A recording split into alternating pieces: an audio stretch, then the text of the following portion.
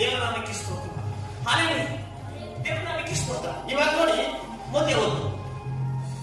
ನಿಮ್ಮನ್ನು ಹಿಂಸೆಪಡಿಸುವವರಿಗೋಸ್ಕರ ದೇವರನ್ನು ಪ್ರಾರ್ಥಿಸಿರಿ. ನಿಮ್ಮನ್ನು ಹಿಂಸೆಪಡಿಸುವವರಿಗೋಸ್ಕರ ದೇವರನ್ನು ಪ್ರಾರ್ಥಿಸು. ದೇವರ ಮಗನೇ, ದೇವರ ಮಗನೇ, ಇಲ್ಲಿ ದೇವರ ವಾಕ್ಯ ಸ್ಪಷ್ಟವಾಗಿ ಹೇಳ್ತಾರೆ, ಯಾರಿಂದ ನಿಮಗೆ ಹಿಂಸೆ ಆಗ್ತಾ ಇದೆ, ಯಾರಿಂದ ನಿಮಗೆ ತೊಂದರೆ ಆಗ್ತಾ ಇದೆ, ಯಾರಿಂದ ನಿಮಗೆ ಪ್ರಾಬ್ಲಮ್ ಆಗ್ತಾ ಇದೆ, ಅವ್ರಿಗೋಸ್ಕರ ನೀನು ಪ್ರಾರ್ಥನೆ ಮಾಡು. ಹೊರತಾಗಿ ಅವ್ರ ಜೊತೆ ಜಗಳ ಆಡೋದಕ್ಕೆ ಹೋಗಬೇಡ, ಅವ್ರು ಹೊಡೆಯೋದಕ್ಕೆ ಹೋಗಬೇಡ, ಅವ್ರ ಜೊತೆ ವಾದವಿವಾದ ಮಾಡೋದಕ್ಕೆ ಹೋಗಬೇಡ.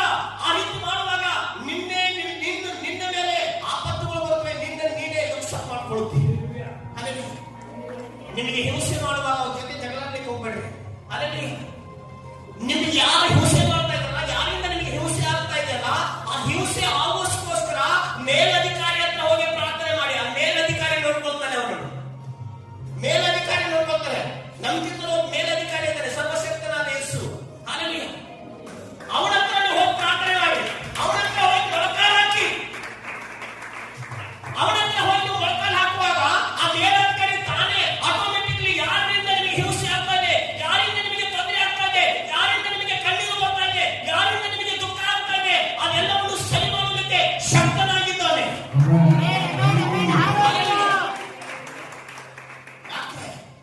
ಯೇಸು ಹೇಳಿದಂತೆ ನಾವು ಕೇಳುವಾಗ, ವಾಕ್ಯಾನುಸಾರವಾಗಿ ನಡೆಯುವಾಗ ಆತನು ಹೌದಲ್ಲ ನನ್ನ ಮಗಳು ವಾಕ್ಯಾನುಸಾರ ನಡೀತಾ ಇದ್ದಾಳೆ, ಹೌದಲ್ಲ ನನ್ನ ಮಗ ವಾಕ್ಯಾನುಸಾರವಾಗಿ ನಡೀತಾ ಇದ್ದಾನೆ, ನನ್ನ ಮಾತು ಇವುಗಳಲ್ಲಿದೆ.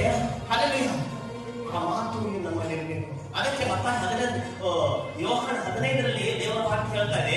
ಯೋಹಾನ ತೆಗಿಬೇಡಿ. ಯೋಹಾನ 15ರಲ್ಲಿ ದೇವರ ವಾಕ್ಯ 15:6-7ರಲ್ಲಿ ದೇವರ ವಾಕ್ಯ ಹೇಳುತ್ತದೆ, ನೀನು ನನ್ನಲ್ಲಿ, ನನ್ನ ವಾಕ್ಯ ನಿನ್ನಲ್ಲಿರುವಾಗ ನೀನು ಏನ್